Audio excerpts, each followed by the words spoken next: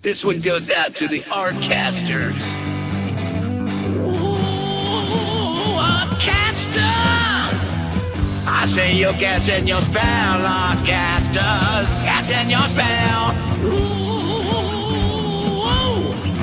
you're gonna cast that spell. Strike a hell. Whoa! Ooh.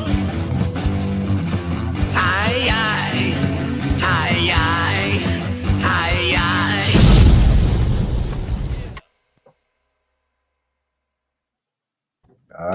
Greetings, everyone. Welcome to Artcasters number 457. We have a few familiar faces on the show tonight. We're going to recap the weekend. We just kind of hung out in Arizona with some friends, sold some comics, and just did all that kind of fun stuff. But before we get into that, we're going to go over to Josh with the weather. All right, Scott, thank you. And what we have right now is we have some rain that's been passing down pretty heavy from Redding all the way to San Francisco. Starts to lighten up as we get down towards Southern California. I don't know why my hand keeps disappearing. It's a bizarre thing that I think is caused by gradual fluctuations of the rain. But if you guys are out there driving, just safe travels and watch out for cascades of a warning that I'm going to pass to Scott to let you know about, particularly in the Los Angeles and Phoenix area. Scott. Yeah, we have reports of an impending zombie apocalypse because I have my Kickstarter pre-order page up. I'm going to throw that up right here. So if all you guys don't mind, it won't cost you anything, not yet anyway. But all this is to notify you when my campaign goes live. But I just like to start building an audience on here. So if you go to youngandthedead.com and just click the little button here that says notify me on launch, if you guys can do that, and then you will be alerted when my Kickstarter drops on April 7th. So that's pretty much all I'm going to concentrate on as far as promoting today. So I'm going to go, let me go back over to Josh, and he might have something to promote or something. So go ahead, Josh. All right. You can check out my channel at Joshua Kemble on YouTube, by Jacob's Apartment or Two Stories, my two graphic novels that are currently out. And then aside from that, check out my music on Spotify or other streaming platforms under Joshua Kemble, not Kremble. Gary, our guest of honor, Gary the Hodges. Gary, where can people find your work and stuff like that? They can find my work on Instagram at Dinosaurs vs. Marsbots, at Dinosaurs vs. Marsbots, and then also here on YouTube under my name, Gary Hodges. And you'll know you found me if it's a little cartoony Tyrannosaur gobbling up an alien. And if you stay tuned, I'll give all the people watching tonight a promo code to get $5 off a very exclusive item on my D vs. M Etsy shop. So you got to watch them. Yeah, it's a good item too. We're gonna show it. Patient. And now we're also going to be joined by our special guest, Keith Foster. Keith, where can people find your work? You can find me. Hopefully the lag is not too bad. I've been fighting the internet gods and losing, but you can find me on keithrfoster.com. You know, I always have something to talk about, but nothing in particular to promote. I mean, I got the 3 books you see below me, including, but what is not listed there is the brand new comic Space Minotaur, which is also part of the books I write. And actually, now that I think about it, yeah, I do have something. I'm going to be at WonderCon this weekend in small press area SPO4 with the homie Scott Lost, my Making Comics podcast partner in crime. So if you are within 2,000 miles of Anaheim, then you should drive over and you should come on down to WonderCon and say hi in small press. I'll be there on Saturday doing a panel discussion too around 9:00 p.m. or it's 8 p.m. I can't remember. I have it posted on my Instagram and stuff like that on how not to get scammed as an artist with a friend of the show, Chris Kawagua, and I'll be probably hanging out that day, so I'll stop by to say hi to you as well, Keith. Cool. So let's get into the topic. So you guys just got back from a giant comic convention. Well, I Figure don't know if you'd say giant comic convention, would you? smaller comic convention. Smaller comic convention, yes. A small one-day show, but unique in the fact that it's very comic-centric. Yeah. So let's start there. Let's start by just kind of talking about what is AZCAF, like for anybody who might not have been following the last few years, Gary's adventures in AZCAF, and then him kind of dragging us all into it. What do you want to kind of cap off just to explain what is AZCAF? Maybe we can have Gary. Why don't you? Yeah, I was going to say Gary. He's the one that kind of introduced us to it. I think he's the first one that went. So okay, so AZCAF is a local as in Phoenix, Arizona, comic convention. It's one day. It's been run. I think it was conceived and organized and run by Ryan Cody, who's been on the show. I think at least once, right? Maybe twice. Yep. Yeah. And it is. I think it's their tagline. It's a convention about comics. For comics, for comic creators or that kind of thing. Unlike a large show like maybe San Diego Comic-Con or Phoenix Fan Fusion or whatever, there's no actors signing autographs. There's no, Marvel booth. It is very, very focused on indie creators. And that's the vast majority of what you're going to see there. As I said, it's just one day. It's very inexpensive. I think the door was $15 or something. It was real cheap to get in. Tables were real cheap. I don't remember, $60, $65, something like that.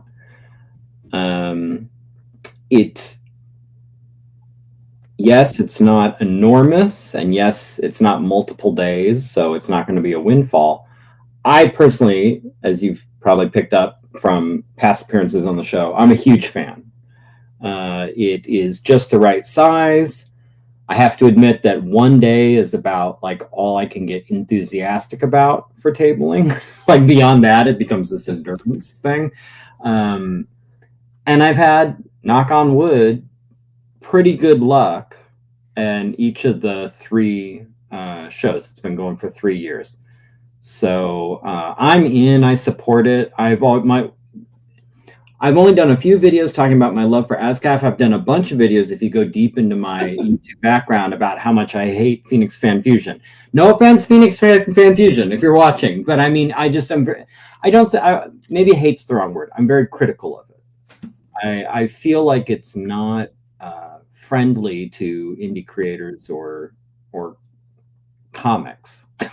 In general, I think it's friendly to a lot of other things. If you're into Funko Pops and Legos and meeting a celebrity, it's fantastic. If you're into cosplay, it's fantastic. If you're into comics, AZCAF is really strong on the comic part of that. Yeah, I love that, and they've retained that too, like through the whole time. Yeah. Well, they did something a little different that they hadn't really done. Gary mentioned they don't really have big, celebrity guests. They did have a special guest that they brought on this time, but I think it kind of fit the theme of the show. So Kevin Eastman, the co-creator of Teenage Mutant Ninja Turtles, was there. Had an appearance and everything. So to me, that makes perfect sense, because if you're talking about the greatest independent comic creation of all time, it's TMNT. So you get one half of that creative team there. I mean, I think that that makes a lot of sense. So yeah, and that's definitely brought more people in. We established, I think, that definitely the attendance was up from last year. And Eastman was a big draw. Like, he had a line at his table pretty much the entire time he was there. I mean, if he was there, he was signing autographs. And most of the people I talked to who came to my table, Eastman was somewhere on their to-do list. Either they had just come from there, or they were going to go and show him something later to sign, or something. But yeah, and I mean, that makes sense at an indie comic festival too, because I feel like that's kind of one of the most successful indie comics ever made. So it's good to have that representing, but still has the comic thread there. And I like that it's not one of the actors from Teenage Mutant Ninja Turtles. Right. It's the actual Right. creator. That's great. Yeah. Okay, cool. So it's one day. How'd your day start? What was your let's get into your planning for it. So what was like your booth setup like? Let's start with Scott. Why don't you get into your booth setup, and then we'll get into Keith and Gary and everybody else. Okay. Well, one of the things that I typically like to do is I like to the one interesting thing, and this kind of threw Gary for a loop in a way. I'm sure he can mention this, but they have like 8-foot tables, which a standard Comic-Con booth is like 6 feet. So you get a few extra feet there. So and I don't even have an 8-foot table, so I kind of had to improvise and put up a 6-foot, and then I find a way to extend it, because I like to set everything out like the day before in my living room, just to make sure everything looks good, take pictures of it, just so if I need them, I can set things up pretty quick. But basically, I came with like three different I don't want to say like not SKUs, but 3 different like product lines, I guess. Okay. My comic books, Young and the Dead mostly, but then I have some variant covers I did for other companies, and I have couple of anthologies and things like that. Most of Young and the Dead. So I've got my Young and the Dead comics, and then I've got sort of a display. My display is kind of, if anyone's old enough to remember record stores, back in the day, Tower Records, they'd have people that come in and they do all the promotion. And what they did was they would just go and get all the posters people sent to them, and then they would mount them on like whatever Bristol or something, and they cut them out and they'd make them 3D, and they do all kinds of crazy stuff. So I kind of did something like that. So it's like a paper display, but it's 3D using, like a little spongy sticky tape and making layers. So it kind of pops out. So I had my little display over my on one side over my comics, and then I probably should have. You can see a little bit in the thumbnail, and then in the middle I had my wax pack cards. So I brought my line of wax pack trading cards, and then on the other side I had my You Can Make Comic workbooks, which are a series of workbooks I did that help you, whether you're a professional or whether you're just want to learn how to make comics. Like blank thumbnail pages, so you can thumbnail out your comics. I've got ones that are ruled with like an Ames lettering guide, so if you want to practice hand lettering. I've got some that have like templates for like covers, like that kind of look like the old Marvel covers that you can draw in, or turnarounds for characters. So there's a whole line of these books that that I sell. So I brought those. So that was basically my setup, those three different items, and then above those books I had a similar kind of cutout display for that as well. So that was kind of my display. So I set all that stuff out, but and then one of the things I think we had talked about is I was talking with Scott Lost about this. These guys all have kind of backdrops. I don't really have a backdrop anymore, because I kind of switched from my old way of doing things. But I do have like the kind of setup to do the backdrop, and I have a curtain. And even though there wasn't much to go on there, like last year I put like a black curtain up because it kind of draws your eyes in. But you can ask kind of Keith. So Keith and Scott, they arrived at my house. They stayed over at my place, and so we were just hanging out. But I said, do you mind if I still got some stuff I got to do to get ready for the convention. Mainly, I had to put together some wax packs. So we're just hanging out here, shooting the breeze. I'm putting together wax packs and everything. So, and I was like, okay, I wasn't trying to be too precious. When I got there, I'm like, I'm not even going to worry about that backdrop or anything. And it was fine, but I'll probably do something different for Fan Fusion or whatever, something a little more, not too elaborate, because I'm over that. But so that's kind of my display. So I like that. And I like that you're talking about kind of paring it down to like kind of focus on essential items. Out of curiosity, is this the first con you've done the wax packs at, like at the quantity that you have?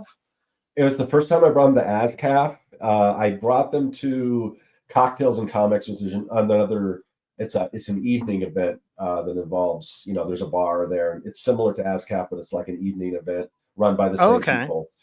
So I brought him there. That was the first time I brought him there. So yeah. But okay, interesting. And did they do well? yeah. I think that was probably my biggest seller. It's weird. Like at the Cocktails and Comics, it was pretty even. I think before that, it's typically pretty even. I'm kind of curious because I think out of the three, this is a sad part at a comic convention, but my comics probably sold the least.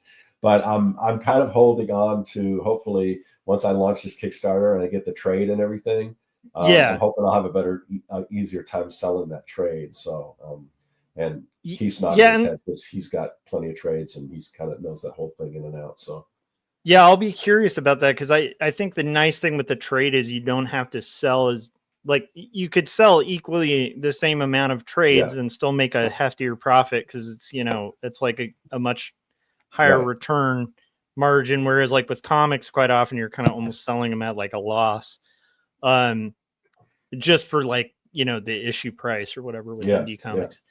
Speaking of comics and selling comics, Gary, how was your booth set up this year? Did you stay with the table setup that you had last year with the kind of the placement for the books? Can you kind of describe what your thinking was for your convention setup, and then we'll get to Keith after that? I did. It was very similar to Cocktails and Comics. And for people who I didn't think to load a picture, but I guess this is a topic I'm assuming we'll get into, but Keith and I were next to each other and we were talking about sort of the compare and contrast of me having basically one product line, like a very narrow sort of scope with what I'm doing with my table, versus Keith, who has like, a bunch of different things he's doing. So, and the different, how that changes your strategy. So I had, at Cocktails and Comics, and I think the year before that, whatever I did, and then this one, a big board that would sit on top of the table with a template or like a little spot for each of my 3 comics, with like sample panels and a description of the basic story of each one. So if customers come up to the table, they can look down and they have sample books they can pick up and flip through, but also just, they don't even have to open it up. They see like panel examples and a pitch. I did spiral a little bit. I've been really busy at work. Normally there's 2 people in my day job. Normally there's 2 people in my position, and my cohort is out on short term and won't be back until mid-April. So I'm covering for both of us. So between that and drawing the latest issue of D versus M, I have to admit that AZCAF was like, I'll figure it out the day before. I'm going to be an 11th hour wonder, and I had just taken the Friday before AZCAF off and figured like, I'll figure it out. I was sure I had a tablecloth, like a red tablecloth for the table, which I did for Cocktails and Comics, but those are 6-foot tables, not 8-foot tables. And then I was like, oh my God, do I even have an 8-foot tablecloth? It's like, I think I have a green one. So I was tearing apart my closet, found the green one, also a 6-foot tablecloth. So, and then just, this weird, timeline we're in, try to find an 8-foot tablecloth in less than 24 hours locally. I mean, good luck. Like, there's no way. Amazon will deliver one in a few days. Gary, if you ever need you ended up having a black one. I've got to fast forward. But if you ever need one, I've got plenty of 8-foot tablecloth. I mean, basically my black curtain backdrops is what I use for my tablecloths too. And look at that. Yeah. Okay. So I was, and then I checked. Well, I was like, well, maybe I don't need a tablecloth anyway. Maybe there'll be a black one. And I went back and looked through the AZCAF literature, and they make it very clear, we're not going to give you a tablecloth. And the idea, I do spend not a lot of time, but I take the presentation of my table very seriously. The idea of not having a tablecloth at all, I mean, that is to me, it's like the nightmares of being at school in your boxers. You know, I mean, it's just the idea of doing a con without a tablecloth, just this naked table and have my stuff on it. That was a horrifying idea. Anyway, I did finally find, yes, an 8-foot fitted black tablecloth I must have had from the first AZCAF or something, buried in somewhere. So other than that little crisis, everything was fine.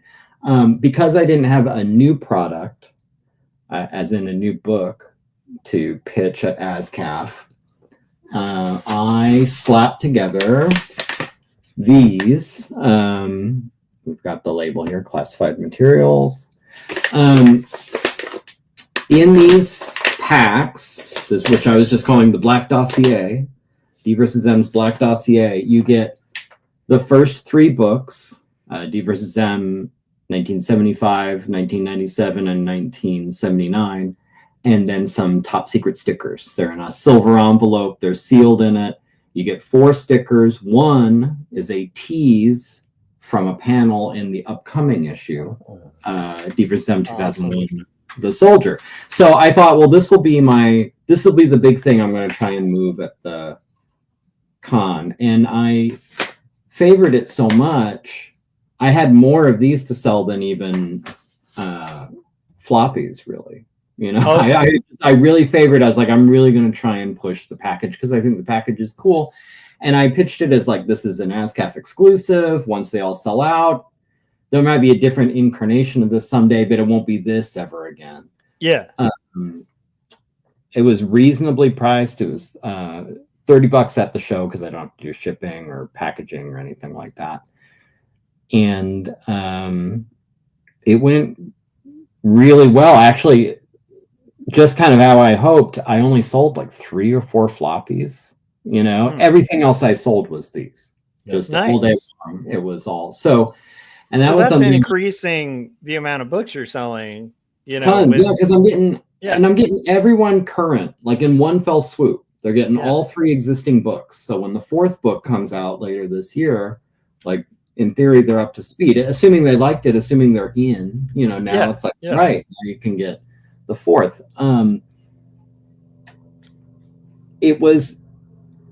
I spent a lot of time bothering Keith talking about like, why do you think this is doing well? You know, because I really trying to analyze, like, is it because it looks cool? Is it because it's an exclusive? Is the price just right? Like what, you know, like what help me dissect why this, because I want to replicate this going forward. Yeah. And I believe, you know, Keith, if you had any further thoughts, Keith's sense was like, well, it's kind of all of the above. You know, I mean, it's a cool idea. It looks cool. You get everything at once. 30 is a great price point for what you're getting. Like it's all of that. But yeah, Keith's been very patient, but I do want to get to Keith because out of all of us, I think Keith was the big success at AZCAF this year. Yeah, he was. Yeah, he was. And which was a total, you know, 180 upset from last given year. how I performed last year. Yeah. Speaking of, Keith, what I've also was been your quiet setup? because I don't know what the lag is like. Right? Yeah, so, it's not too bad. Just it's not too bad. Okay. You're the only one, especially. I feel like I just have to talk in like not many monologues, but like Keith, extended monologues. Just occasionally throw in some kung fu tropes, and it'll be perfect because you have the off dialogue already, and it fits 3 protectors and like the vibe of a lot of your work. Perfect. I would say actually the monologues help because when you start and stop, then you notice the gap again. So just keep talking. just go. Just nonstop. So yeah, I mean, let's start before the show, or at least I'll contrast to Gary. In that, something I talked with Gary a lot the day of the show was just the idea of this thing of envy, right? That like, Gary, you have one thing, you have a thing you can lean all the way into. And part of that was me having nostalgia for when Kadoja was the only thing, you know, like I would booth as Kadoja. And so the way that I would present myself would be like, this is a comic called Kadoja. I am Keith, I'm the writer.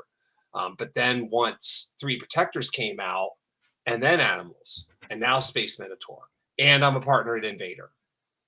You know, I mean, when 3 Protectors came out, it was basically well, now it's got to be me. The thread is me, and I know for me it took a bit of courage to step out into that, because there's always been something about my creative ethos where it's like I've been it's easier for me to hold up a project I do than hold up me, right? And so but I've gotten comfortable with it over the last couple of years. So for me, prep was really about trying to get some new stuff delivered.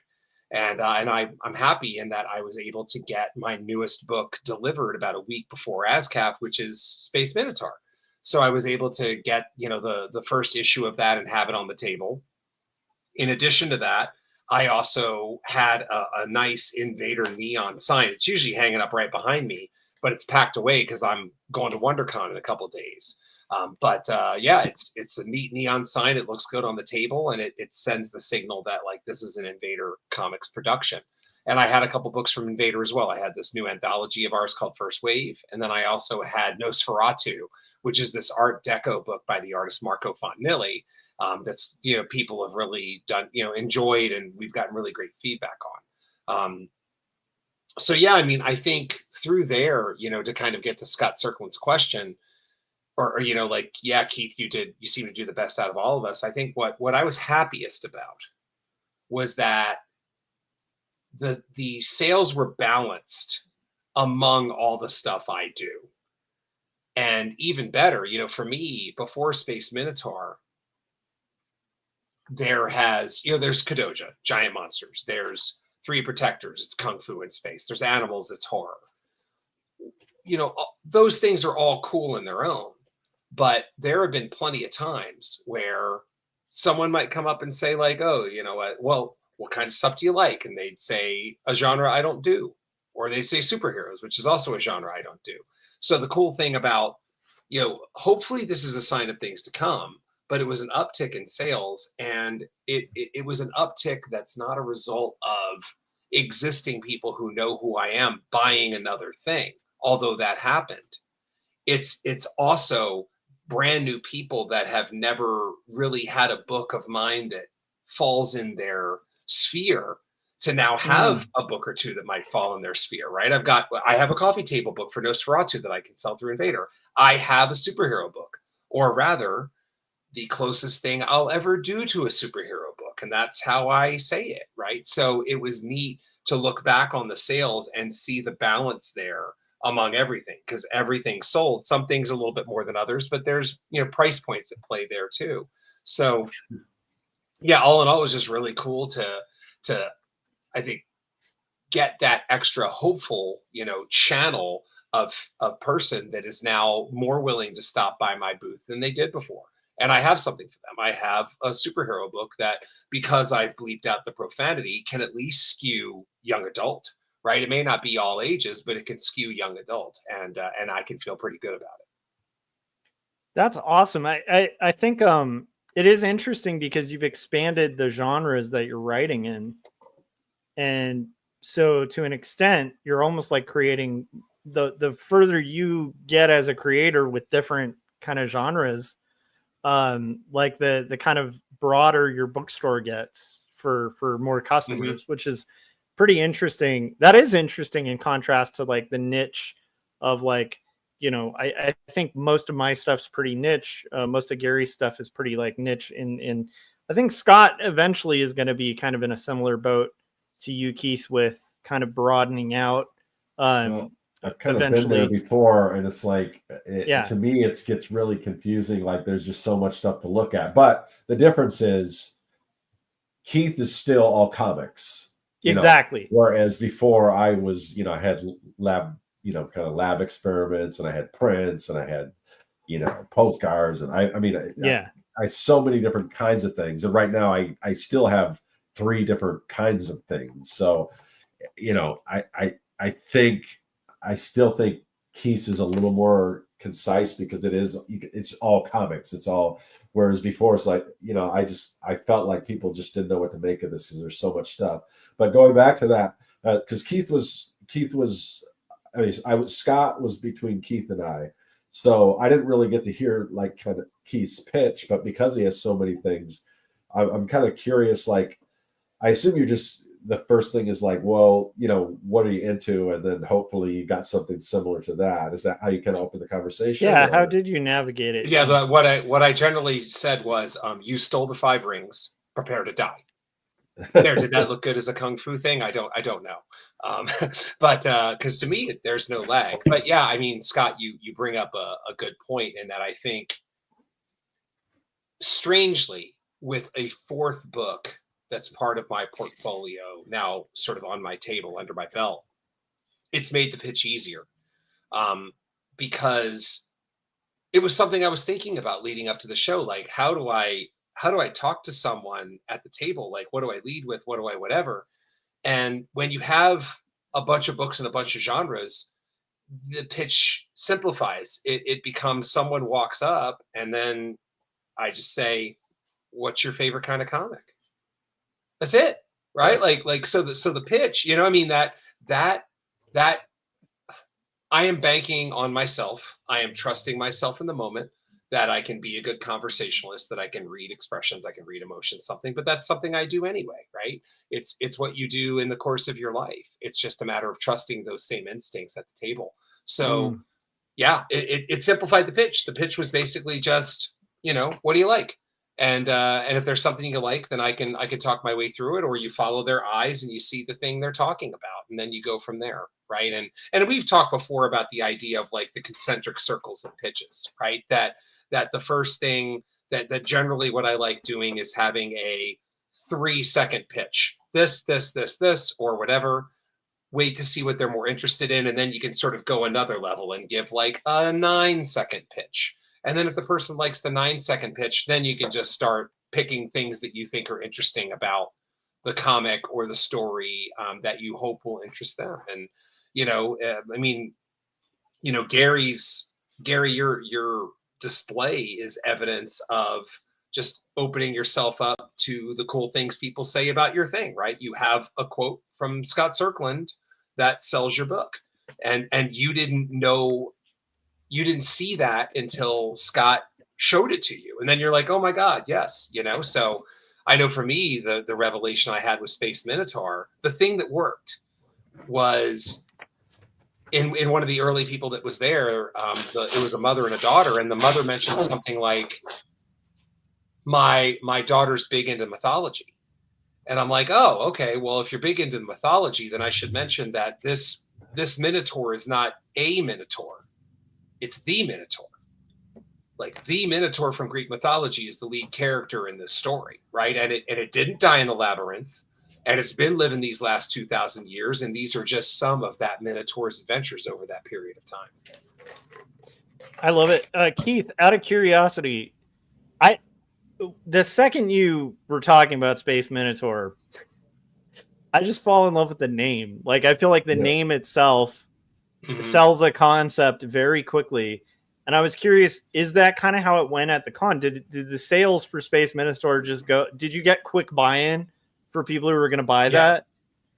Yeah, I did. And something that Scott and Gary have already heard is that the weird thing about Space Minotaur is that out of all of our comics, like people on this call, it might be the only one whose title makes it self-evident. Yeah. Right? Like, I do a comic called Kadoja. In a vacuum, you don't know what the hell that is. So I need to have sort of a second headline under it. It's Giant Monsters Meet H.P. Lovecraft. I'm Gary Hodges. I do D versus M. That is Dinosaurs versus Marsbots, accounts of a secret war, you know, that kind of thing. I say Space Minotaur. I've already done the second line. So for a while I was like, I don't have anything else to say. Yeah, where do I go? Space Minotaur. You know, it's the Minotaur in space. That's the but base. in space. Yeah. So it if anything, it sort of it starts you a deeper level into conversation on it, which is why all of a sudden I happened upon the, you know, well, I guess I should say something. And then I just pick one of a couple things that I like saying that sort of helps extend the pitch, because there's no pitch as fast as Space Minotaur. That's it. Right? Like 2 words. I've sort of encapsulated the whole pitch, right? So yeah, Josh, it definitely took a period of adjustment as I realized that I say the thing, and it's pretty self-explanatory. That's great. I just think that's fantastic, and I'm glad it kind of worked out that way, because I was, that's a gut feeling I had just when you had the initial idea. I was like, that just sells itself, just the concept alone. And I'm glad that that's kind of turning out to be true. That's pretty cool. That's exciting. Okay, Gary, one thought on the collection thing. Yes. And then I want to hear Keith's opinion on it too. It sounds like he was saying it's the whole. I think that I found that at comic conventions, I used to sell postcards, right? Mm-hmm. And I'd sell single postcards for like $1, and then I'd be like, or you can get this pack of 5, for like $4.50 or something. Like, it was something like ridiculously, like, not really much of a discount. Right. They'd always go for the pack of 5, like every time. And there's something about giving people the option of singles versus the whole that I think might be worth exploring. Because also it also fulfills people's desire for completism. And it's like, for me, if I'm at a convention and somebody's offering all 3 of their books for $30 and I'm interested in their book, it's like, why wouldn't I, go for that? Where it's like, or I could get the single. But it is funny how, like, there's not a huge discount in the cost. Actually, at the con, there was effectively no discount. Like that. Stickers. Yeah, you were getting some free stickers, but and the packaging's unique. But I'm not discounting the book. I was selling the books for $10 each, or 3 for $30. Which is really. I think at least for certain people.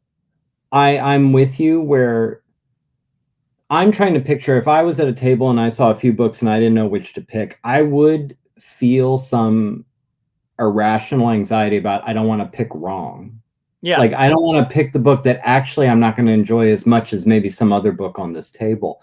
So I think actually that would be attractive to me, going up to different tables and if they're saying like, and if you're not sure what you want, like, I can give you all of them in this like kind of cool package, and like if you felt like there's some savings or some deal to it or something, I think that would be that's super important. I would say, every single one of those 3 different items that I was selling had a deal like that. So with my comics, if you bought all 5 issues of Young and the Dead, you got like a 3D print, and there's also a little zombie threat level thing, but and the print had 3D glasses and everything, so you got that with it. It's a great print too, guys. I got a new 3D print coming out for the new Kickstarter. Ooh. But and then with the workbooks, I think they were $10 each, or if you buy 3, it was $25, something like that. Or if you buy the wax packs, I think they were $20 per pack, but if you bought 3, it was like $50. So each one of them had a break if you bought a certain amount, or something thrown in like that. Something to sweeten the deal. Yeah. I think that's a really good route to go. Okay, so you guys have your booth setups like this. How does the convention go? Is it just kind of describe from beginning to end of the day, when you saw the most traction, maybe least in favorite, least. Let's do that. Let's describe your day kind of beginning to end, like what was busy and what was not, and then your least and most favorite parts. Well, like we said, Keith was the busiest. So let's start with Keith. Yeah, you want to go first? Keith. Okay, so Kung Fu intro, because we got the off timing. We got to do the Kung Fu intro. We have the off timing. We put the let's see. The masters have put the contraption into the volcano. The planet is going to explode. We must act quickly. Okay. So for me, straight up, the entire day was almost like a Jordan shoulder shrug, right? Like I hit 6 threes in the first half. It started fast. It was fast through the middle. Maybe the last hour and a half was quiet, but I had raced out to such a nice start. So for me, it was more of, is this real? will this continue? Gosh, I hope so. Right. And just trying to figure out what things were, what things can be carried forward and what things might be a mirage. So that, then that's how I arrived at the idea that I think having different channels of products is going to help. And I'm going to add one more channel later this year. I'm going to have a novel. And so like, I think that will be another component of the booth, right? Like you have all these comics, you have a superhero comic, and you also have a novel. So that's the hope, right? That's the hope. So no, for me, it was good all the way through. I mean, not that I didn't have plenty of time to talk with Gary and Scott, but the way through. I mean, it was a nice hum. I would take that attendance every year. I think my greater concern would be how, and this is for the convention organizers, but hopefully they can figure out a way to, sustain that attendance every single year, because this attendance was good. Lots of energy among the people that were going from table to table. A lot of people that love comics, a lot of people that loved, buying comics. So yeah, for me, it was just, yay, let's try to see what I could do to do more of the same. Awesome. Which is just the crazy thing is, because again, you did better than all of us, not put together, but you did better than all of us, which, maybe a couple of us put together, but last year you didn't do so. Last year you probably pulled in the least amount. So it's just easily. That's the coolest part, because my biggest thing is like, God, I really hope Scott and Keith do well, because otherwise it's not going to be worth it for them to come back. And we've already talked about that. Part of it is coming out and hanging out with Gary and I, and we love hanging out with you guys as well. But still, there's also that you want to have a good show as well. So I'm definitely glad you guys did. So for sure, Gary could have billed me for the counseling that he gave me last year for the show when things were not going well, because I analyzed many things with his help. He actually, and in fairness, a couple of those things are things I still carry on. A couple things that happened during the show where I was like, Gary, check this out, blah, blah, blah. So yes, Gary helped me hatch many theories last year. He definitely provided lots of free counseling, and I'm sorry it required so much counseling. I'm sorry. That last year was weird, and it was funny because I don't remember how I did last year, but I remember it was my recollection is that it was fine. That I did okay, that I broke even, and I was okay with it. It just wasn't as great as the first year. So I didn't have that I didn't get my nose bloodied last time. So I went in this one thinking like, this will also be probably great, or at least good. And it did end up being great. Like, not great. It ended up being very good, let's say. But the first hour, I sold one of these bundles, and that was it. Like, that was the first hour. And then the second hour, now that's when it officially opened. The first hour was like VIPs or something. Yeah. In the second hour, I sold one floppy. And I have to say, like, by the end of that second hour, I was spiraling. Like, I was like, this could be humiliating. Like, this is crazy. Like, I've never had it be this bad. And then somehow, fortunately, after that second hour, it was fine for the rest of the day, and I ended up doing okay. But it was, boy, those first 2 hours, you had to just kind of, it was very Star Wars, like, stay on target. Just not, even though I'm saying, like, this Gary, how close are you to Keith at this point? In terms of, like, on the table, are you guys like right next to each other? He's right next to me. So he's right next to you, and it's just slammed, and you're like selling he's one doing book. Great, and at one point, I think it was like in the first hour and a half, we did that kind of moment. There was a lull, and I was like, so, like, how's it going? Yeah. And he gave me a number. I don't even remember what the number was. I do remember it was like 3 times what my number was. Yeah. And I was like, shit, like, this is not going well.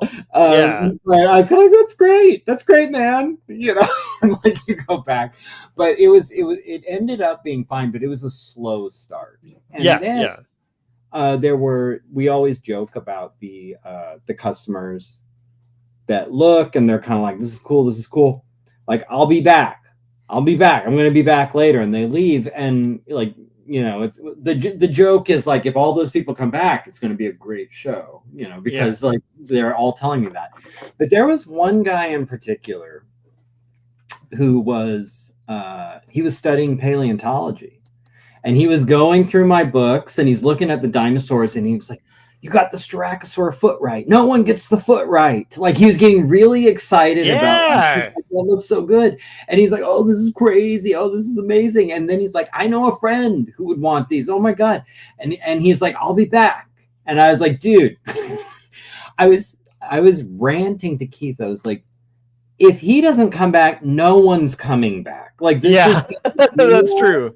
Customer, like he's into the paleontology, he loves the X-Files, like he looked through all 3 of my sample books and was that's like who you did all that detail work of the dinosaurs to be super accurate for was like that particular customer. I'm picturing that kind of guy who's gonna, because I know that guy's out there and he's gonna look at it, it's like, oh, that's all wrong. Like, I'm dialing them in for him. And I remember there was an arbitrary number I wanted to hit by the end of the day. And I was thinking, like, if that MF would come back and buy a bundle, like he said, I could maybe hit it, you know? And I was just sitting there, and it was like the last hour, and people are starting to pack up, and I'm like, it's not looking good. It's not. And he did actually reappear, and he did actually buy one. So that was great. So it was good. The one learning, Keith, you were sort of in the same boat, so I'm curious. But see, you did fine, so maybe on the floor plan, I was the very first booth you're going to see when you come in. Okay, like you walk in and I'm right there. D versus M is right. I thought, like, that's amazing. That's great. This is a huge opportunity. Can't wait. And what I found, yes, you get lots of eyes on your table, and that certainly converts to sales. And I did do well, you know, but I also found there are a lot of people, they would come in and they would look at your table, like they walk in from outside, look at your table and say, like, this is awesome, this is really cool, I just got here, so I kind of want to do a loop before I buy, which I totally get, because I do the same thing. I never walk on and immediately buy the first shiny object I see. You know, I try to like get a sense of like, where do I want to drop my money? And a lot of those people you never saw again. So I don't know if being right up front was, I couldn't decide if that was necessarily good. I'm open to debate it. I mean, I was almost thinking after that experience, maybe you want to be in the very back, you know, after people have walked through, and then they know they've seen everything, and then you can maybe make your pitch and woo them. And I don't know. Maybe it doesn't make any difference at all. Yeah, I mean, I'm a location doesn't matter person. Mm-hmm. You know, that's always been one of my things. I think that I guess the short answer is I bet it balances out. I think there are some people where being first is going to matter, because even if they see you first and do the lab, you still got in their brain first. Yeah. So they're, you know, so like, okay, maybe they don't walk right up and buy something because they've been in the show for 15 seconds. But by being near the exit / entrance, it does give us more passes, right? So yeah, in my opinion, it probably balances out. I mean, the paleontologist was probably always going to buy your comic, right? So then the question becomes, what fans would sort of be location proof, where they see this and would have bought it, and what aren't. Again, I don't have an answer. I guess in the short, I think it does balance out. But I also think, actually, I think it balances out, but I'd still rather be near the front. I'd still rather be one of the first people you see when you come in. What I did like, whether it's front or like, I know the first time I ever tabled at Phoenix, I was on an end, and the bathrooms were right.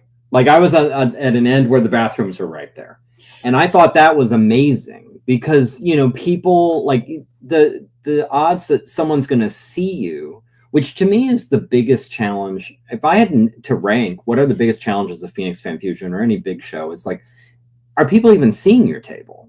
Like there's so many tables there, they might not even walk by. They might be on the show all day and never walk by your particular corner of it. So being near the bathroom on an end was beautiful. Yeah. I think maybe being right up front like I was, it's a similar thing where at least you're getting seen. Yeah. Where this isn't a big show, it's not hard to see every table in there. But if you're not going to really like serpentine your way, weaving every single aisle, like there's a chance you might not see everything. So you're better off than those people who just got skipped just by chance, I guess. Yeah, it's an interesting one with like locations at conventions, because I've had all sorts of various experiences where I'm kind of with Keith in the sense that I don't know if it matters, because I think different shows have different vibes. And like the same show, you could do 2 different years and have totally different performances at it. It's really so you might be at the show where being in the front's the best. You might be at the show where the back is just getting all the action. It is really hard to pin it down to like a specific ideal location. Dylan had a question for us saying, would you ever consider having a 3D printed line of your characters? Well, this guy's already on that. Yeah, I'm looking to see if I have one here at my desk. I don't think I do. I don't think I do. But yeah, I mean, I already have a 3D printed figure. He has a very cool Kadoja. I would love to do a like one of the Walker Mars bots as seen in '97 someday. Yeah. The 3D, like I think that would look really cool. But yeah, for sure. I think it would be cool to have like Kid Campbell, like the little kid from 2 Stories would be fun as like a little character. Yeah. It'd be easy to 3D model too. There'd be it's pretty basic shapes. It's like super easy shapes, so I think it would be a cute little thing. But I think that I think pretty much any cartoonist in their own right is going to be down to be 3D printed. I'm a little envious. We've had Dave Baker on the show a couple times, a friend of mine, and he had an indie toy company make an actual like action figure that's going to be part of their line based on one of his characters. And I was like, okay, that's pretty rad to like be a part of like a toy line. That would be amazing. I think Scott would be down to have 3D figures as well. Oh, I'm thinking, I don't know how the Young and the Dead would, because they're just kind of like kids, but I mean, I would dig them, but my next one, definitely, I'm even thinking about trying to learn how to do 3D sculptor, because I want to build some of these mechs for my next comic that I could be working on. That'd be cool. Yeah, now that I think about it, Space Minotaur would be a pretty great figure. Yeah. That's a toy line already. Yeah.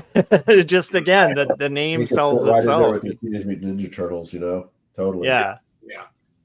I love that. Let's see. Oh, Dylan said that's sick, Joshua. Nice. Speaking of sick, I think Scott might have picked up Con Crud. Yeah. A little bit, how are you guys? Let's talk aftermath of Arizona. What's the aftermath? What are the takeaways? And then what are how'd you guys fare on the crowds? Like, did you recover quick?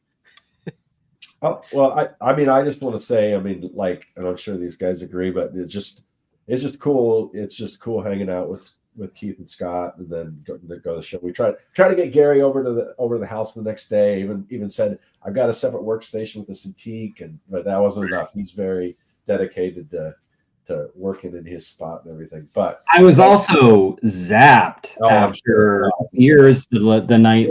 We all knew you were coming, Gary. Yeah. I I hadn't ruled it out, but I knew the odds were low. Yeah, Just because, if for no other reason than I knew how drained I was. Yeah. I knew it's like well, we didn't have a full day on Sunday, but we got to hang out. We did record a podcast, so and a couple weeks probably there'll be another sort of a, we go more than just a recap, but we do a little recap. So there's some things we didn't talk about, but then we talk about some other stuff on the Making Comics podcast. So we did that. We just hung out, I mean, we got to go out to dinner, Making Comics on Spotify, on podcasts, Apple Podcasts, Apple Music, that kind of stuff. Check it out. It's our, cool our sister show. Just cool hanging out with fellow April commentators, and it gave me now I'm getting even more excited about our next retreat and everything. So hopefully Josh will be there. It sounds like Corey might be able to make it. He was the one we were kind of worried. So it might be that we might have the same group again, which would be awesome. So that would be amazing. No, I have to admit, the show went well for me, made, a few $100 or whatever. But I think my favorite part of it was getting dinner after and then going and getting some beers after that. Like that was the highlight. That was fun. Of just being able to just hang. Yeah. So out of curiosity, sorry. Convention location, is that closer to you, Scott, or closer to Gary? Closer to Gary. Gary's more centrally located. I'm way on the west side, so yeah. Okay, is this like hours apart, 30 minutes apart? Like, no, are we talking 45 minutes. I think it took us to okay. From my house. Okay. Nothing in the valley is too. I mean, the freeway system's pretty good in Phoenix, so like nothing's farther than 45 minutes away. I mean, pretty much like anywhere you want to go. So nice. But it's pretty easy to get to. It's kind of in a weird little void. Like anytime we were looking to get something to eat or drink after in the past, you do have to maybe get 15 minutes away from it, because you're kind of near the airport. You're kind of near like some hotels and things. Like there's not anything really over there, but it's easy to get to. Yeah. Yeah, and another good thing is like no issues with like the load in. It's super chill. It's not a huge show. It's just you roll in and roll out for the most part, Yeah. So it's So I mean, something Scott to kind of compound something Scott Lost and I talked about both sort of on the drive to Arizona and the drive home was that this con does feel different. And it feels different because it's a one-day show, and we were able to hang out. We didn't have to go back home on Saturday night, so that allowed us to have the show, have dinner, have the beers afterward, wake up the next day, and just chill. And so it was predominantly hanging out with friends, but there was a 7-hour con on a Saturday in the middle where everybody tried to sell our stuff and talk to people. So. There is no other con that is like that, right? Like again, Scott and I are doing WonderCon this weekend. It's 3 7 to 9 hour days. It is a con. Yeah. It is a con-ass con. Yes, you're gonna have dinner, yes, you're gonna have a beer, but that's gonna be more of one of these like, whew, how about that, huh? Right? It's not an animated, like, let's talk craft, let's do all this. So And it was delightful. It was like the first time in ever, I think, where after a con, I did not have to race home. Because usually when a con's over, you go home. And so this one time, hope to catch sleep before, Yeah. So it was really neat to be able to like hang out with friends, have a relaxing dinner, not look at a clock, have, beers, not look at a clock. And then even wake up the next day and enjoy some time there. So it was very cool. I love it. That sounds unfortunately, it's probably not going to be the same when you come down for Phoenix Fan Fusion. It's going to be more, like you described, Yeah. It's going to be another. I see the comment in the chat. It's going to be another con-ass con. Yeah. No. Fan Fusion's a con-ass con for sure. Yeah. That's it. This sounds like a great convention. I got to try to do it next year. It's a lot of fun. They don't have anything similar in the LA area. Yeah. I mean, you think they would have. Well, now, Scott, I mean, you have to go way back, but it reminds me of the earliest versions of the Phoenix Comic Con. Yeah. Now, that was multiple days, but it had the same vibe. You know, it was very much just the way I always used to describe it was, you know, guys with glasses and big long beards with their long boxes, you know, and it was super, like, it was just comic enthusiasts trading and selling comics. But I mean, to get back to those days, that's like when I was in high school. Phoenix Cactus Con days. Yeah. Mhm. Wasn't there one in Mesa? There was a Mesa. It's weird because it moved around. I think it started in Mesa, and then for a while it was in Glendale, which is closer to my side of town. Yep. So I went there a couple of years, and then it moved back, and then eventually just kept getting bigger and bigger. But bigger and bigger. See, I don't know if people are aware of this, but like even San Diego Comic-Con back in the day was like long boxes and comic book guy. Once upon a time ago. Where like the big highlight guest was like Ray Bradbury. You know, it's like you know, that's a different era. But I love the idea of cons existing like that. The way you guys describe it, it sounds a lot like Ape or like a more kind of indie friendly. I mean they do. Convention. I mean they do have people who are on like Big Two books and stuff too. But most of those people probably have their own independent stuff too. So it's very indie comics oriented. Like, I would guess. Who would have thought a comic convention that people buy comics at? Scott, I don't know what your impression is, but it feels like it might even, if you had to put a % of local creators, it's probably like half. Well, yeah. I mean, I would think Keith and Scott in the minority. Right. I would say less. I mean, I would say more than half local. I don't think too many people are traveling to this show. Because like Jay Gonzo and, you know, it's all these like just these local fixtures that you just know and the indie comic scene. Was he there? I didn't. Yeah. He was.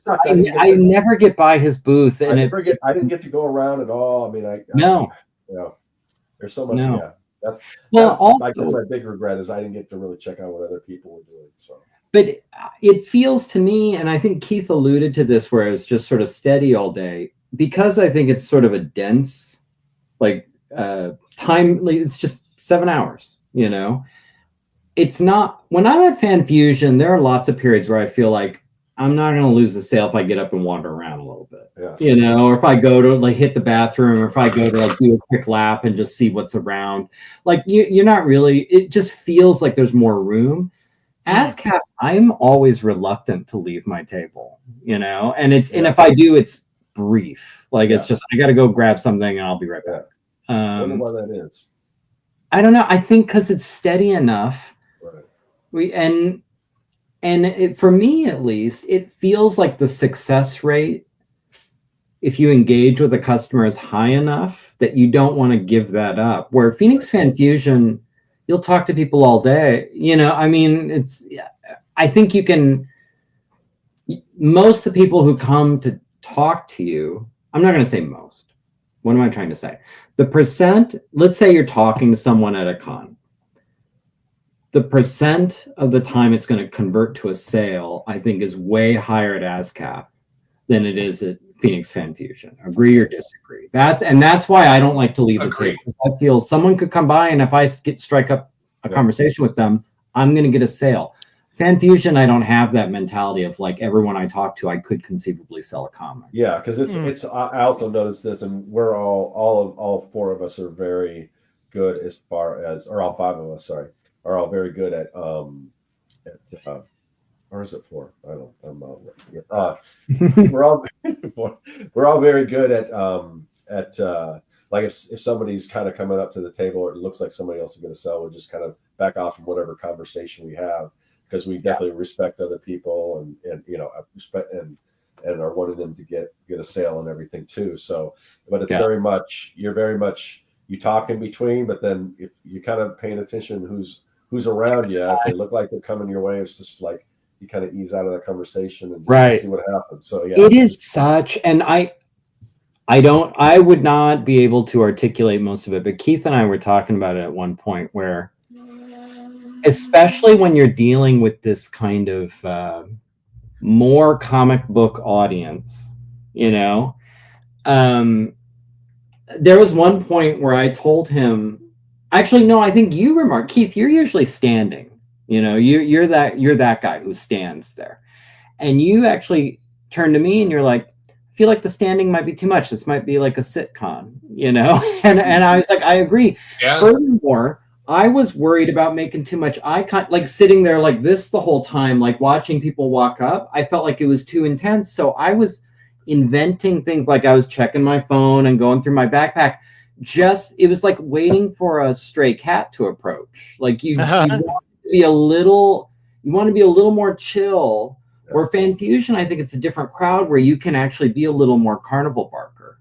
And if someone, like, even their eyes glance over your table, you're like, hey, let me know if you have any, you know, like, you can just engage. Yeah. This con, I felt like that crowd, you kind of want to hang back a little bit.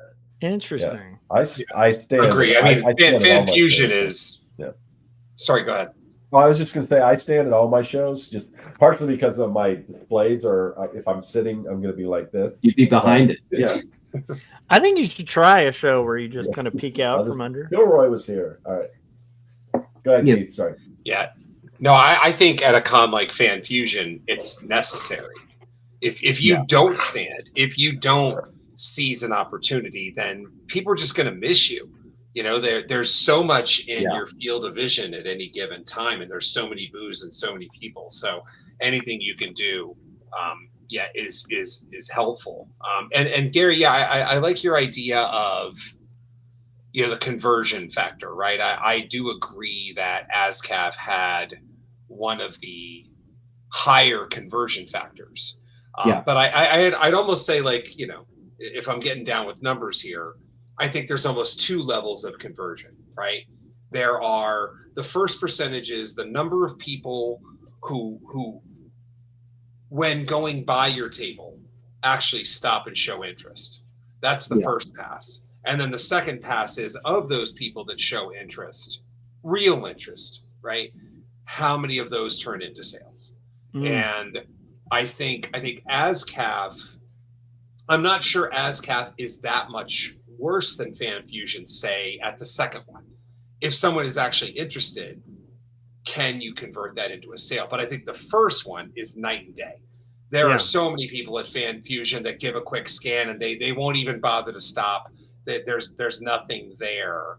So that's a really hard thing where they blow right by. They're here for the celebrities and Funko Pops. Or again, though, like the con crowd, it's a little different, because I totally agree with what you're saying. I also feel, though, there's a denizen of the con that I don't see at AZCAF, where at cons, I've talked about this before, I feel like you get a lot of tourists that are just, they want to look, like, period.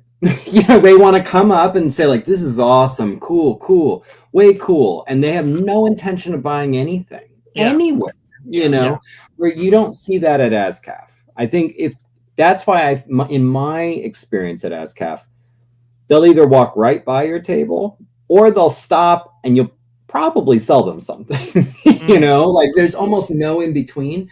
Where at Fan Fusion, in my experience, at least with the stuff I sell, I'll get lots of people who like happily look through it and say, this is awesome, and then leave. You know, which I didn't get that once. Yeah, and I didn't get that once at AZCAF. I did not get one, this is awesome, see you later. You know, that's a Fan Fusion phenomenon, I think, to me.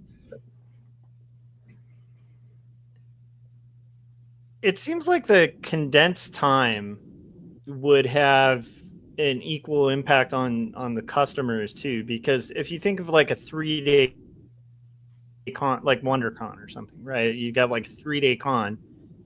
First DAC, it's because they have a budget for 3 days, and they're walking around with that budget. Most people who are going there are like, I can spend. It's like going to Vegas or whatever. I can spend this much, and that's the max. If you know.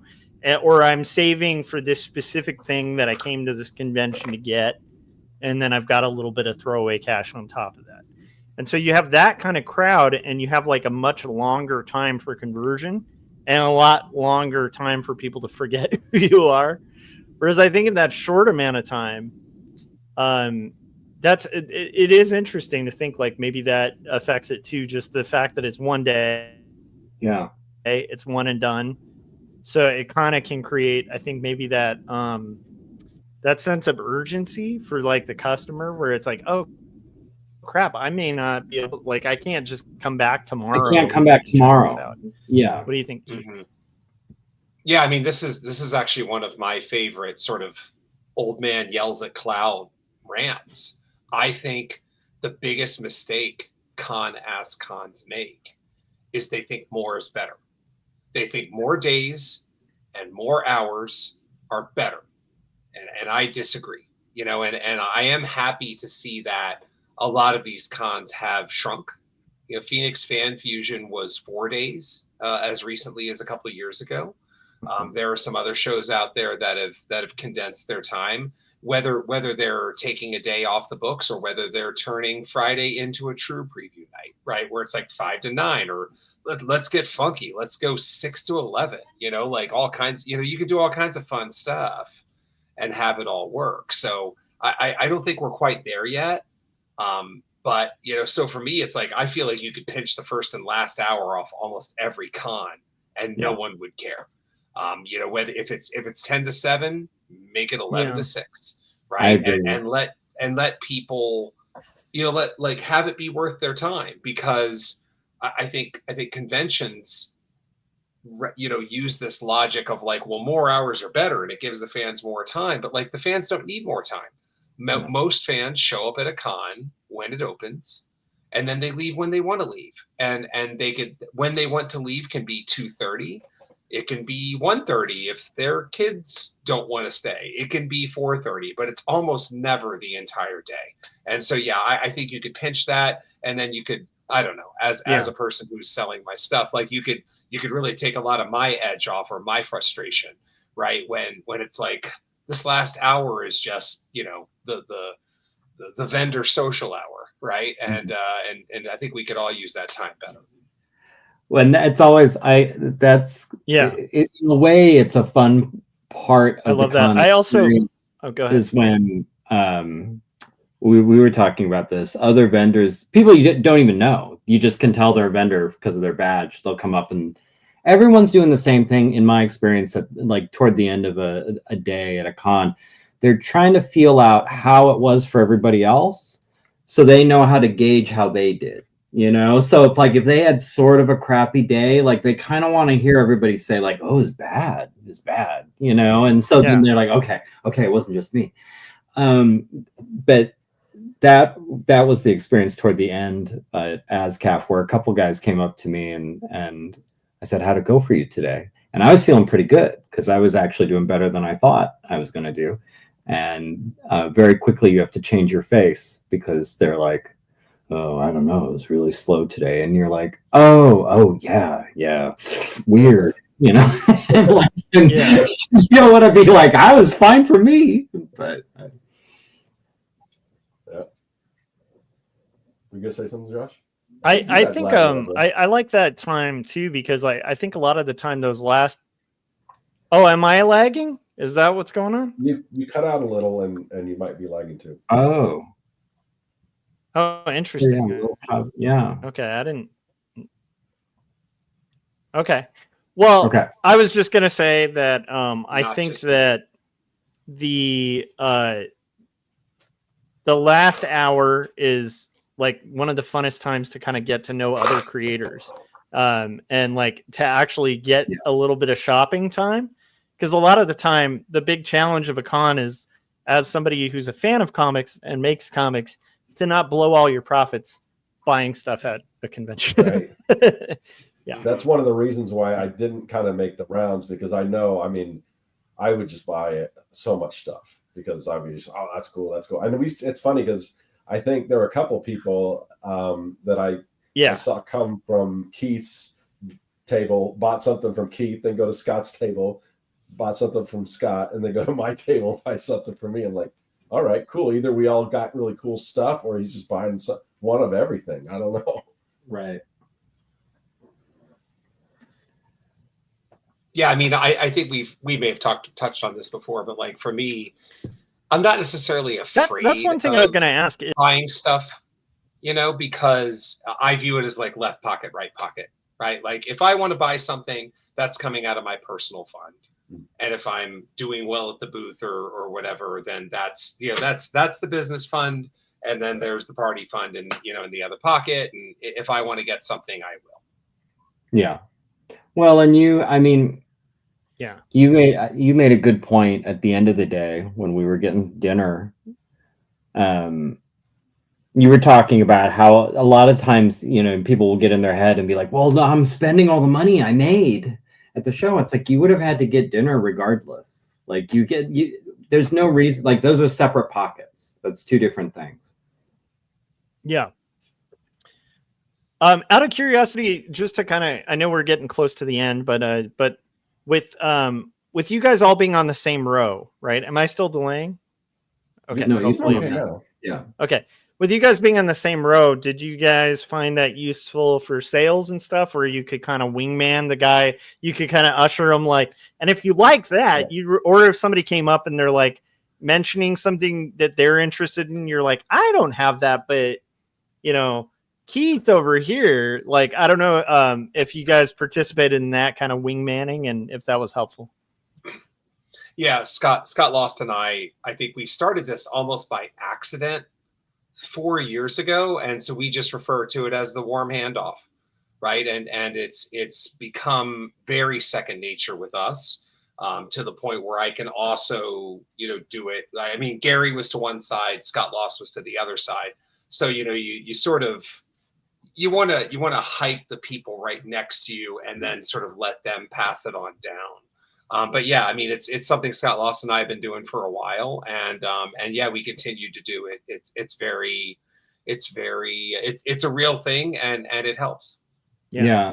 I was at the end. Everyone was to the left of me, so it was real easy for me to say, especially when I was wrapping up a sale, be like, you should definitely check out all these guys this whole way down here, because I knew everybody in that row all the way down.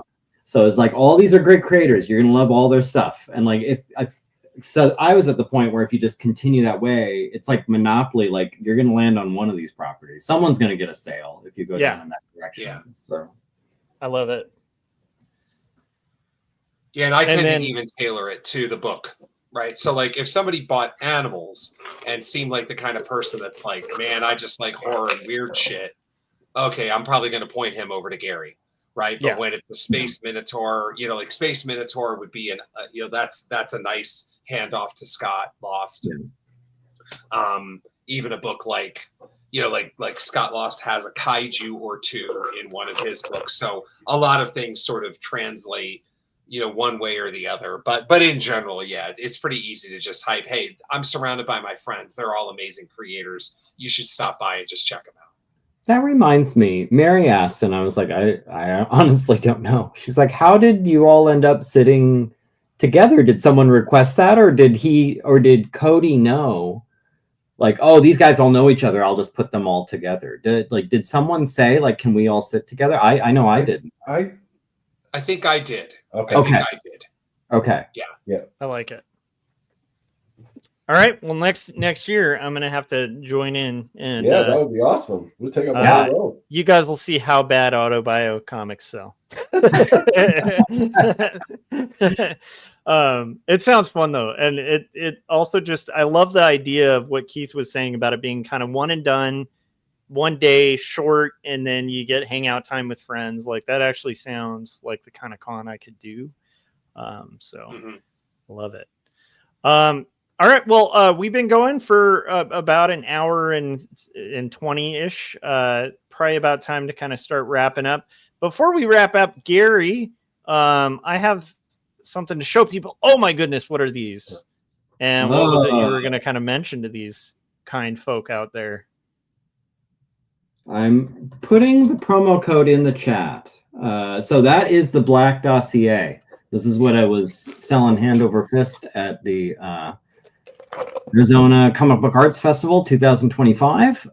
Within this, you get one copy each of the first 3 D versus M's. The one about the Man in Black, the one about the scientist, the one about the innocent bystander. You also get some top secret stickers, one of which gives you a teaser glimpse of the D versus M that's coming at the end of this year, D versus M 2001, The Soldier. So you get all of that one fell swoop. You're completely caught up on D versus M, ready for the fourth one at the end of the year. You see it's listed at $40, but for Artcasters viewers, when you're checking out, there's like a coupon code field. If you type all caps Artcasters, you get $5 off. So All caps. All caps. I don't know if it matters, but that's how I put it in. So $35, which is a steal. This is like 160 pages of story, sci-fi, horror, character-focused storytelling. You get some nice high-quality Moo stickers. If you're a print snob like I am, you're probably familiar with Moo. And then you get a cool black envelope. I can't sign the individual copies of comics because it's in a sealed envelope, unless you want me to break the seal and open it. But I'm happy to sign the outside upon request for nothing additional. So anyway, let me get the code. Let's see. Black Dossier Savings. I love the packaging as well. And I do think there's something, you hit on something great for just the theme of your story. Like, that's a great way to package it. You might want to consider doing something similar when you package your graphic novel, when you do the trade collections. If they came in some kind of dossier type slip or something, I just think I think that must have helped with the sale too. This is the advanced product research and design I do. I was just thinking I would buy this. That was the in-depth thought that went into it. It's like, this looks pretty cool. I think I'd be intrigued by this. But I did appreciate Keith's thoughts when I was sitting and trying to figure out this thing.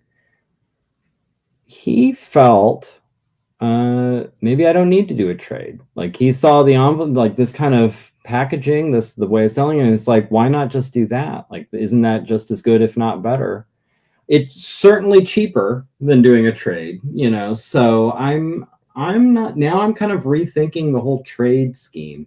I do someday, when I get all 6 books done, I want an omnibus. Like, I want a big book that has them all together. That's always been the goal, the dream.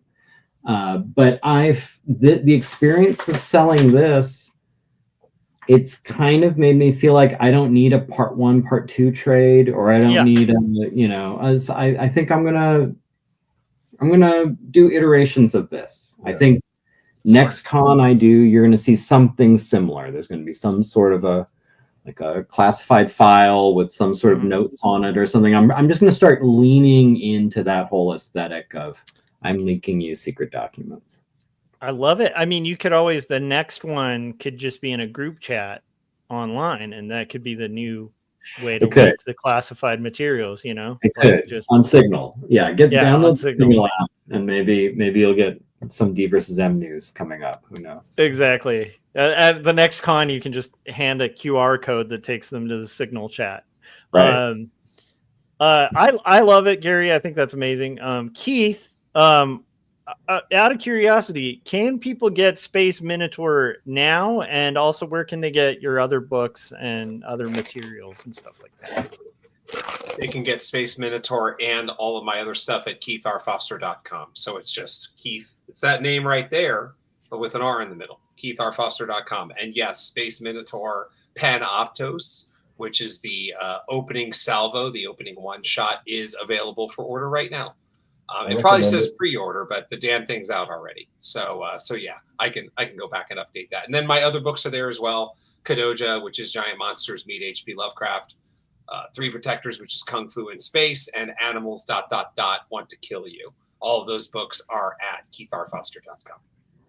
I love it. There's links in the show notes as well to see that and Gary's stuff. Scott, you close this out. You're on my channel. If you haven't yet, hit subscribe, hit the bell so you get notifications when we're about to go live. If you like rock and roll music. Oh, by the way, if you like music, you should also check out Big Pimp Jones, which is Keith's band on streaming platforms everywhere. But after you check that amazing music out, check out Joshua Kemble, pick up one of them classified materials. Imagine you can bring that to work with you and feel cool while you're reading too, because you're dipping into the classified materials that you're not supposed to see. But yeah, and also check out Jacob's Apartment and Two Stories. And I think for future episodes, we should really talk to Scott about this sales technique where you walk up to the booth and all you see is this, and then the hello. I think that needs to happen, Scott. You need to actually sit lower in your booth and then do the like boop, like the head pop up. I just need like a little like electric lift that goes up and down. Exactly. Yeah, I love it. Wasn't there an old?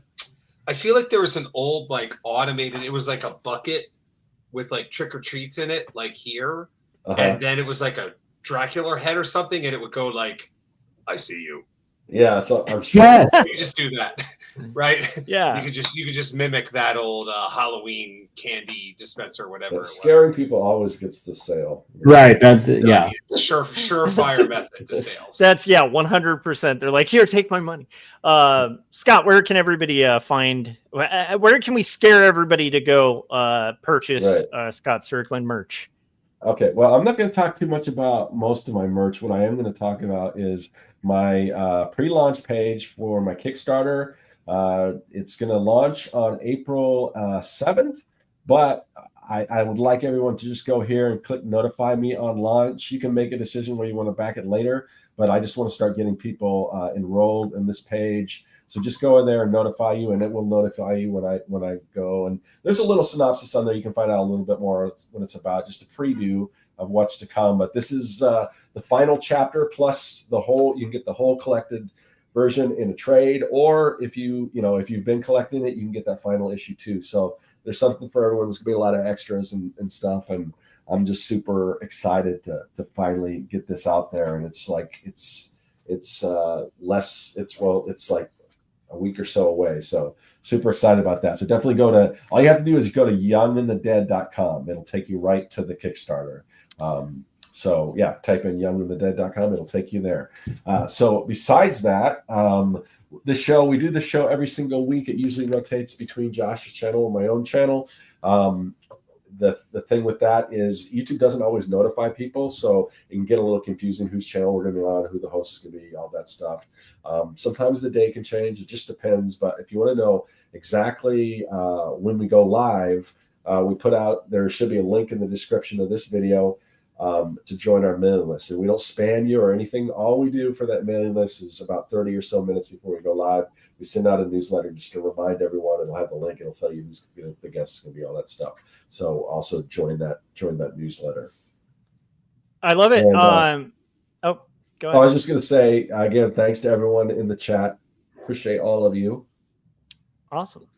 Yeah, thanks everybody who tuned in. And if you're at WonderCon this weekend, come say hi to Keith Foster and his partner in crime, Scott Lost. And then if you're there on Saturday night, feel free to stop by my panel and say hi to me and Chris Cawagua and Ralph Miranda and stuff.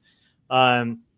I guess Chris is going to make a newspaper. That sounds cool. Yeah, he's all right, going to guys. put a little ad for Circworks in it. It's kind of cool. Oh, that's amazing. Yeah. I love it. Cool.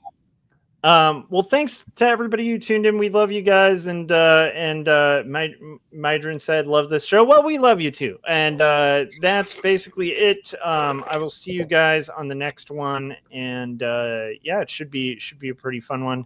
I can't wait for Scott's Kickstarter. And also get on that Gary Hodges promotion. There's a discount code. You can save $5. And he doesn't kid. When those things sell out, they sell out. They're gone for a long time.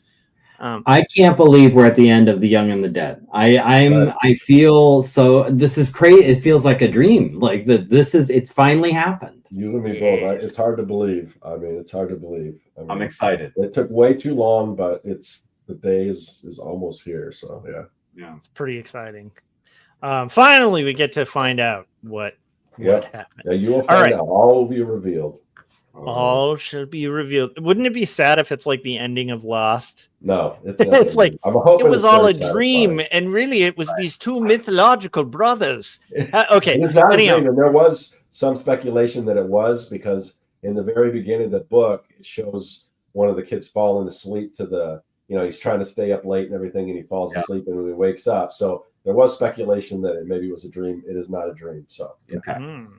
Or maybe it is. You have to find out. All right, guys. We will see you on the next one. Bye.